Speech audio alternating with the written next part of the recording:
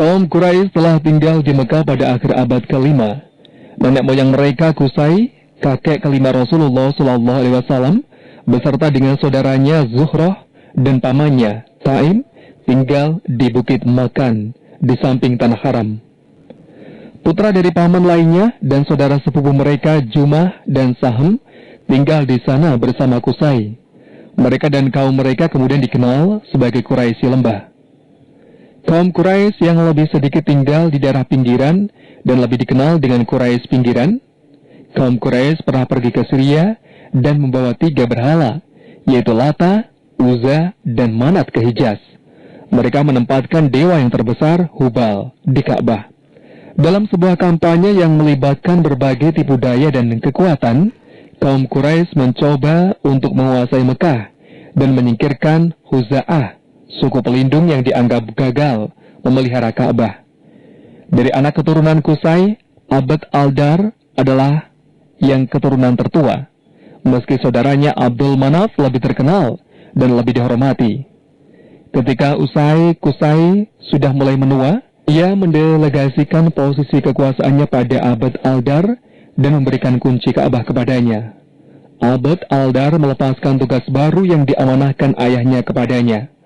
Hal yang sama juga dilakukan anak-anaknya.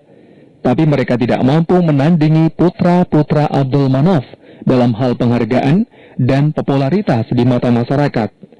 Karena itu Hasim, Abdul Sam, Al-Muttalib, dan Naufal, putra-putra Abdul Manaf, mencoba untuk mengambil alih hak istimewa tersebut dari sepupu mereka.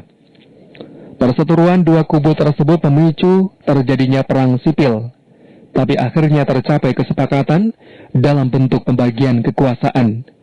Dua kubu tersebut pun hidup berdampingan sampai kedatangan Islam. Hasim adalah pemimpin bagi kaumnya, seorang kaya yang diberi posisi terhormat untuk memberi makan dan minum bagi orang-orang yang berziarah ke Mekah. Sebagai hasil dari kompromi antara putra Abdul Manaf dan Abdul Dar, perannya sebagai pemimpin semakin dikuatkan oleh kedermawanannya. Saat kekeringan melanda, dia menyediakan makanan bagi seluruh penduduk Mekah. Dia membuat kebijakan yang belum pernah terjadi sebelumnya, yaitu mengatur dan membakukan 2 perjalanan kafilah ke Yaman dan Sam. Di bawah kepemimpinannya yang bijaklah, Mekah meraih kemakmuran dan diakui menjadi ibu kota bangsa Arab. Karena pengaruhnya itu, keturunan Abdul Manaf mampu meraih perjanjian damai dengan tetangganya, Wazanid, Bizantinium, Habasyan, Persia, dan Himyarid, Yaman. Hasim dengan cepat meningkatkan kekuasaannya menjadi pemimpin Mekah. Meskipun saudara sepupunya, Umayyah bin Abdul Sam, berusaha menantang kekuasaannya, tidak ada satupun yang hilang, dan Umayyah akhirnya diusir ke Sam selama 10 tahun. Salah satu perjalanan terpenting yang pernah dilakukan oleh Hashim adalah perjalanan ke Syam, di mana dia berhenti di Yasrib. Saat itu ia melihat seorang wanita yang sedang melakukan bisnis dengan beberapa rekannya. Wanita itu bernama Salma, putri dari Amr dari suku Khosraj. Hasim meminangnya, dan kemudian dia diajak pindah ke Makkah untuk tinggal beberapa saat bersamanya. Setelah itu dia kembali ke Yasrib, di mana ia melahirkan seorang putra yang diberi nama Syaibah, yang diasuh bersamanya. Beberapa tahun kemudian Hasim meninggal dalam salah satu perjalanannya dan dikuburkan di Gaza. Saudaranya Al-Muttalib menggantikan posisinya. Suatu hari Al-Muttalib ingat pada kemenakannya Syaibah. Akhirnya ia pergi ke Yasrib dan meminta kepada Salma untuk menyerahkan anaknya tersebut guna diasuh, sehingga ia bisa mengembalikan kekuasaan ayahnya di Tanah Suci. Saat kembali ke Mekah, Al-Muttalib memasuki kota sambil menunggangi onta bersama Syaibah yang duduk di belakangnya. Kaum Quraisy yang mengira bahwa Syaibah adalah pelayan dari Muttalib memanggilnya Abdul Muttalib, hamba dari Muttalib. Ketika Al-Muttalib ingin mengembalikan kekayaan yang diwariskan Hasim kepada keponakannya itu, pamannya Naufal keberatan dan menggunakan kekayaan tersebut. Abdul Muthalib menunggu sampai ia dewasa setelah kematian Al-Muthalib dan kemudian meminta dukungan pamannya di Yasrib untuk melawan pamannya di Mekah. 80 pasukan berkuda dari suku Khazraj tiba dari Yasrib, siap memberikan bantuan militer yang dibutuhkan oleh Abdul Muthalib untuk merebut kembali haknya. Naufal menolak untuk bertempur dan mengembalikan kekayaan yang pernah ia pakai. Abdul Muthalib kemudian menempati posisi yang pernah diduduki oleh Hasim. Menyikapi sumur Zam-Zam yang telah rusak, air harus diambil dari sejumlah sumur tambahan yang terletak di pinggiran Makkah dan di sumur kecil dekat Ka'bah. Mungkin tugas tersebut akan terasa lebih mudah jika punya banyak anak. Namun, Abdul Muthalib menghadapi tantangan yang cukup besar untuk mengatasi hal ini, karena ia hanya memiliki satu orang anak. Satu malam, saat ia sedang tidur di sana, ia bermimpi ada suara yang menyeru dia untuk menyuruhnya menggali At-Tibah. Abdul Muthalib tanya pada suara itu, apakah Tibah itu? Tapi suara itu sudah menghilang. Malam kedua mimpi kembali, datang lagi suara itu menyuruhnya menggali Barrah. Apa Barrah itu? Tapi suara itu sudah hilang. Abdul Muthalib sudah dapat merasakan ada sesuatu yang penting karena dia tidak pernah mengalami mimpi begitu sebelum ini. Malam ketiga mimpi lagi, kata suara dalam mimpi itu, galilah Madmunah. Apa itu Madmunah? Tanya Abdul Muthalib. Tapi suara itu sudah hilang lagi. Makin Abdul Muthalib merasa ada sesuatu yang besar melalui mimpi 3 malam berturut-turut ini. Malam keempat datang lagi suara itu sambil berkata, galilah Zam-Zam. Di manakah Zam-Zam itu? Kali ini suara itu menjawab, dia tidak akan kering selama-lamanya dan tidak akan berkurang. Dia akan memberikan minum kepada para jamaah haji tamu Allah yang Maha Agung. Dia diberi tanda-tanda yang akan mengarahkannya ke tempat air Zam-Zam. Dan esoknya investigasi Abdul Muthalib membawa dia menuju tempat antara Bukit Sofa dan Marwah. Bersama anaknya, ia mulai menggali.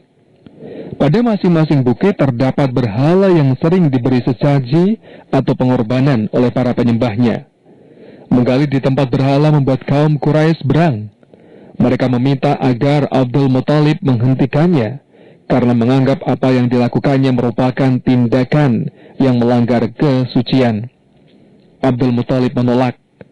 Kaum Quraisy mengancam, namun ancaman itu tidak dihiraukannya. Dia berargumen bahwa ia mengikuti petunjuk yang ia dapatkan dalam mimpinya dan meminta anaknya untuk melindunginya. Situasi semakin memanas, keributan mulai terjadi. Namun, menyadari situasi yang semakin genting dan fakta bahwa mimpi seorang pemimpin bagi mereka cukup berpengaruh, kaum Quraisy mulai mundur dan mengizinkan Abdul Muthalib melanjutkan galiannya. Beberapa sumber mencatat bahwa Abdul Muthalib menggali selama 3 hari sebelum akhirnya mendapati bongkahan batu besar yang menghalangi sumur tersebut. Di samping batu tersebut dia menemukan 2 patung rusa emas dan beberapa pedang dan perisai. Menyadari bahwa barang-barang tersebut adalah merupakan peninggalan suku Jurhum, dia memuji Allah dan menangis. Disinilah sumur Ismail.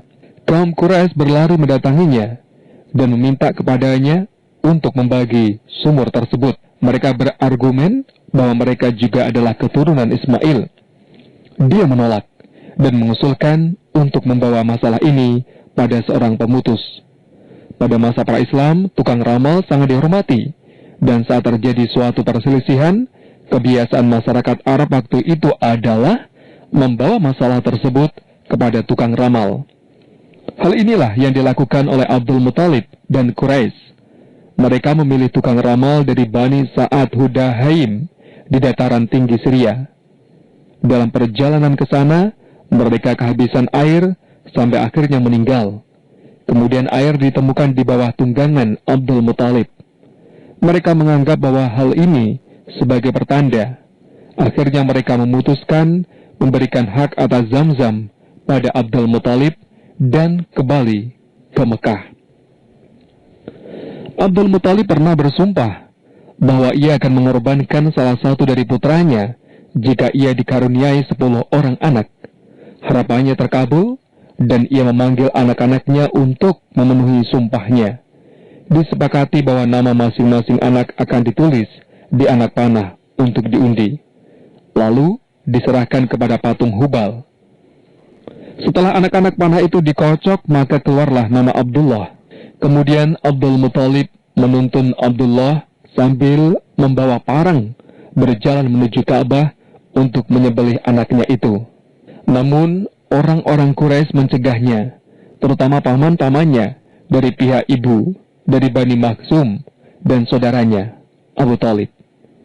Abdul Muthalib kebingungan dan berkata, "Kalau begitu, apa yang harus kulakukan sehubungan dengan nazarku ini?" Mereka mengusulkan untuk menemui seorang dukun. Maka dia pun menemui dukun perempuan itu. Sesampai di tempat dukun itu, dia diperintahkan untuk mengundi Abdullah dengan 10 ekor unta. Jika yang keluar nama Abdullah, maka dia harus menambah lagi dengan 10 ekor unta hingga Tuhan ridho. Jika yang keluar adalah nama unta, maka unta-unta itulah yang disembelih. Kemudian dia keluar dari tempat dukun perempuan itu dan mengundi antara nama Abdullah dan 10 ekor unta. Ternyata yang keluar adalah nama Abdullah. Maka dia menambahi lagi dengan 10 unta. Setiap kali diadakan undian berikutnya, maka yang keluar adalah nama Abdullah, hingga jumlahnya mencapai 100 ekor unta. Baru yang keluar adalah nama unta. Daging-daging unta tersebut dibiarkan begitu saja, tidak boleh dijamah oleh manusia maupun binatang. Tebusan pembunuhan memang berlaku di kalangan Quraisy dan bangsa Arab adalah 10 ekor unta. Namun setelah kejadian ini, jumlahnya berubah menjadi 100 ekor unta yang juga diakui Islam. Beberapa waktu kemudian, Abdul Muthalib memilih Aminah putri dari Wahab sebagai istri bagi anaknya Abdullah. Dilihat dari garis keturunannya, ia berasal dari keluarga bangsawan. Ayahnya adalah pemimpin Bani Zahra yang cukup dihormati. Mereka menikah di Mekah, dan beberapa saat setelah itu Abdullah melakukan perjalanan dagang dan meninggal dalam perjalanan pulangnya. Abdullah meninggalkan kekayaan yang sangat sedikit, 5 ekor unta, sedikit kambing, seorang pelayan bernama Barokah yang lebih dikenal dengan nama Ummu Aiman, yang kemudian menjadi pengasuh Rasulullah Shallallahu Alaihi Wasallam.